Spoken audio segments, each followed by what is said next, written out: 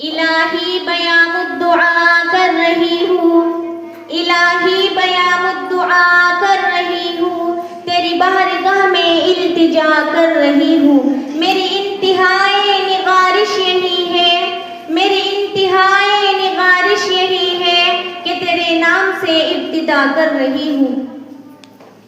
الحمدللہ الحمدللہ رب العالمین والصلاة والسلام على سید الانبیاء والمرسلین وعلى آلہ واصحابہ اجمعین. اما بعد فاعوذ باللہ من الشیطان الرجیم.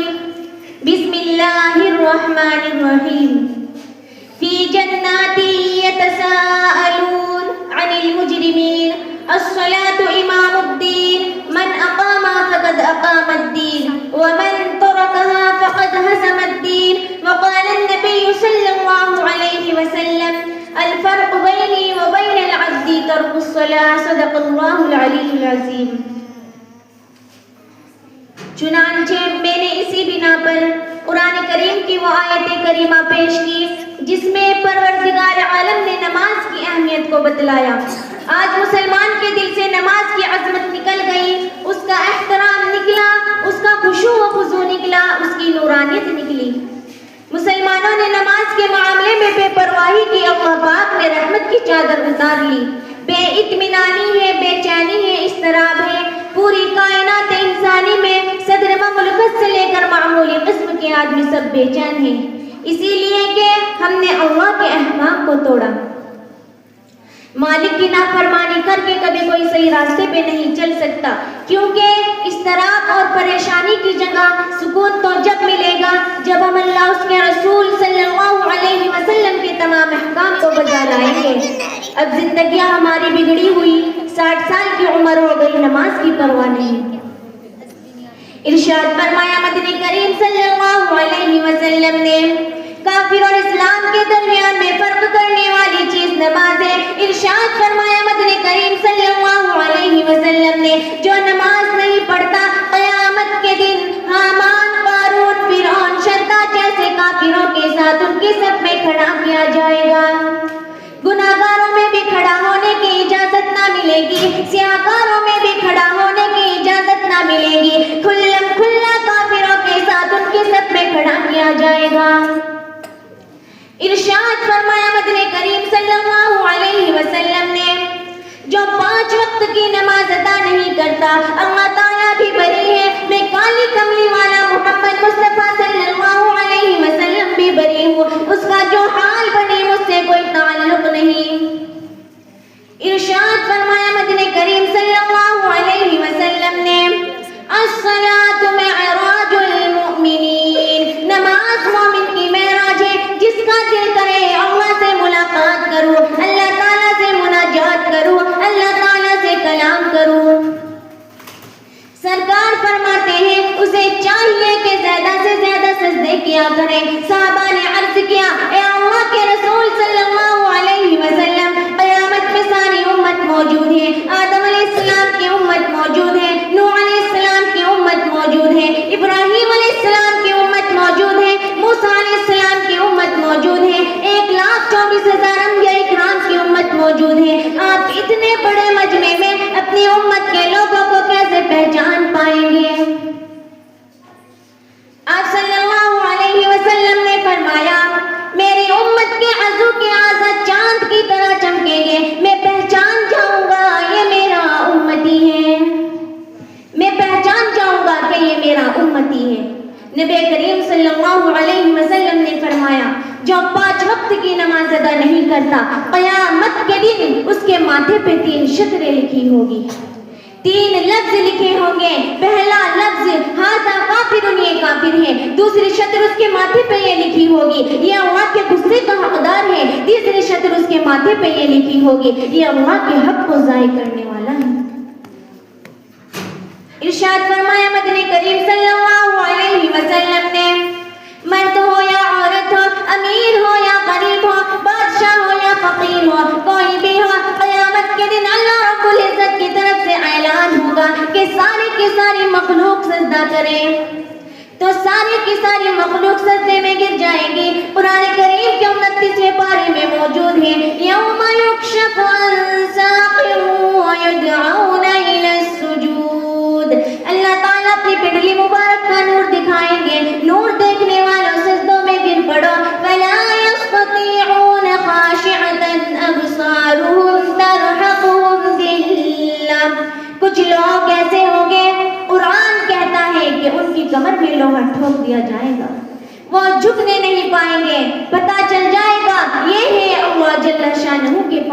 کے باقی. اسی لیے فرمایا وَقَدْ كَانُوا يُدْعَوْنَ إِلَى السُّجُودِ وَهُمْ سَالِمُونَ. دلیل ہو جائے گا قیامت کے دن ساری دنیا کے سامنے. جھکنا چاہتا ہے کہ میں بھی ان میں مل جاؤں لیکن مل نہیں سکے گا. ارشاد فرمایا مدنی کریم صلی اللہ علیہ وسلم نے بے نمازی کو قبر میں رکھو.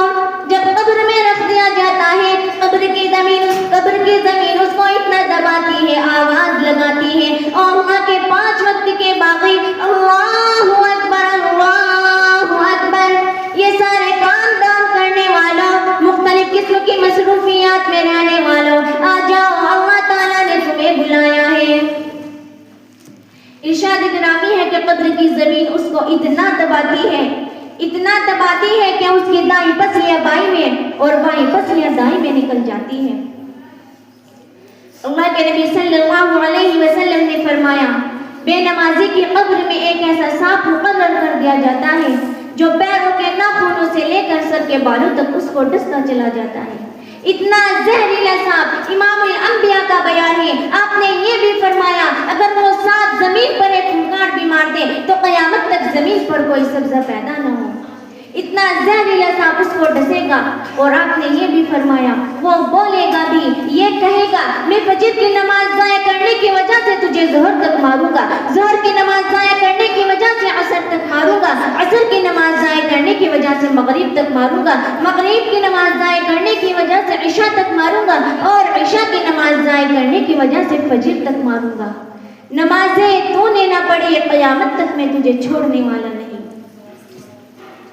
ارشاد فرمایا مدنی کریم صلی اللہ علیہ وسلم نے تم اپنے گھر کو نماز کے سجدے قرآن کریم کی تلاوت سے روشن بنا لو. فرمایا جس گھر کے اندر نماز کا سجدہ قرآن کریم کی تلاوت ہوتی ہے وہ زمین و آسمان والوں کے لیے ایسے چمکتے ہیں جیسے زمین والوں کے لیے آسمان پر ستارے چمکتے ہیں. اور فرمایا جس گھر کے اندر بے نمازی رہتے ہیں حتیٰ کہ چڑیا جیسا چھوٹا پرندہ بھی اس گھر کے اوپر سے اڑنا گوارا نہیں کرتا.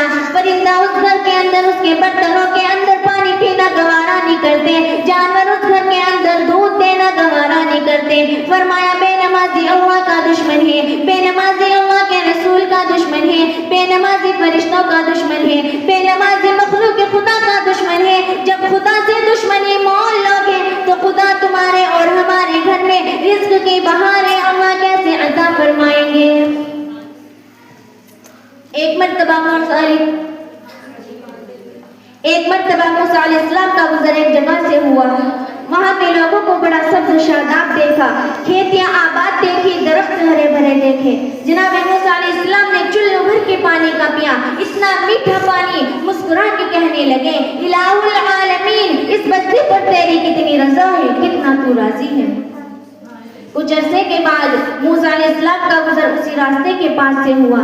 دیکھا کھیتیاں ویران ہیں, لوگوں کے کپڑے پھٹے پڑے ہیں, لوگوں کے چہرے کی کھال اتری پڑی ہیں, درختوں کی ٹہنیاں ویران ہیں, پتے خشک ہو گئے ہیں, نہر کا نظام خشک ہو گیا ہے. جناب عیسیٰ علیہ السلام عرض کرنے لگے اے مالک کائنات یہ کیا ہو گیا, میں رستہ بدل گیا یا وہ لوگ یہاں سے چلے گئے. فرمایا عیسیٰ رستہ بھی وہی ہے, لوگ بھی وہی ہیں.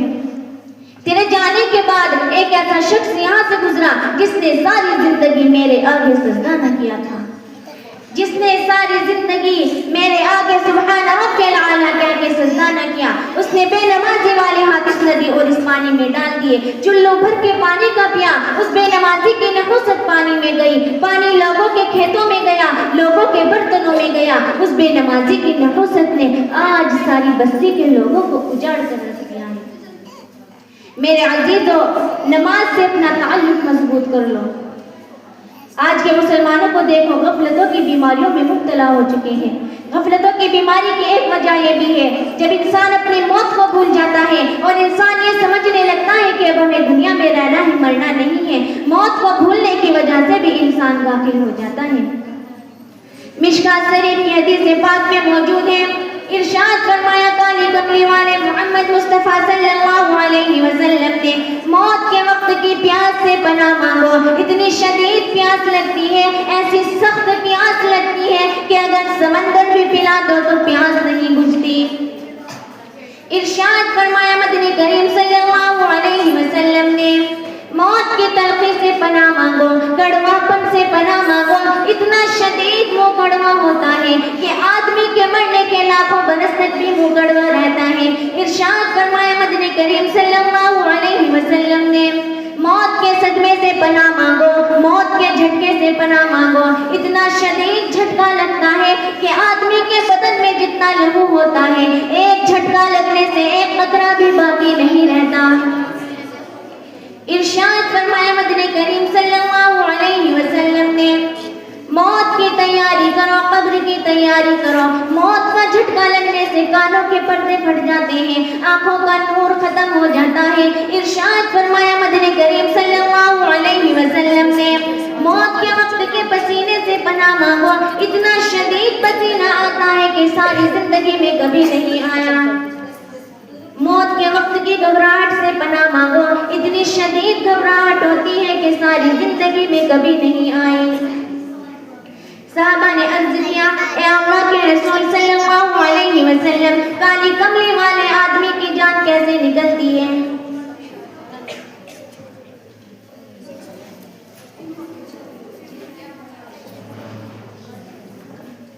آپ صلی اللہ علیہ وسلم نے فرمایا، ریشمین کپڑا لے لو، خاردار جھاڑ کے ڈال دو، پلو پکڑ کے کھینچ لو. جیسے وہ تار تار ہوتا ہے آدمی کے بدن کو یوں توڑ کر رکھ دیا جاتا ہے. حدیث شریف میں آتا ہے کہ فرشتہ رگوں میں غوطہ مار مار کر گھسیٹ کر آدمی کی روح کو گھسیٹ کر لاتا ہے. والنازعات غرقا، قسم ہے ان فرشتوں کی جو رگوں میں سے غوطہ مار مار کر گھسیٹ کر آدمی کی روح کو گھسیٹ کر لاتے ہیں. اور ہم نے کبھی سوچا بھی ہے کہ کیا وقت آنے والا ہے؟ ہم نہیں جانتے کہ گھر میں موت آئے گی یا آپریشن روم میں موت آئے گی، نہ جانے گانا گاتے ہوئے موت آئے گی یا درود پاک پڑھتے ہوئے موت آئے گی.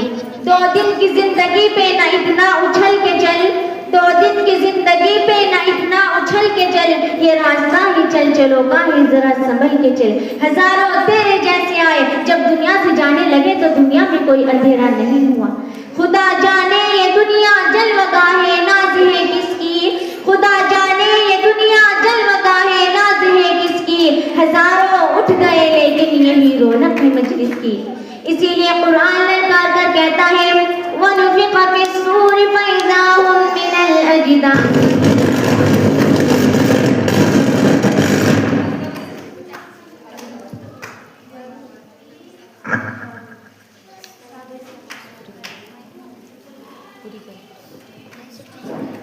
اللہ تعالیٰ جانے سننے سے زیادہ عمل کی توفیق عطا فرمائے. آمین. وما علینا الا البلاغ.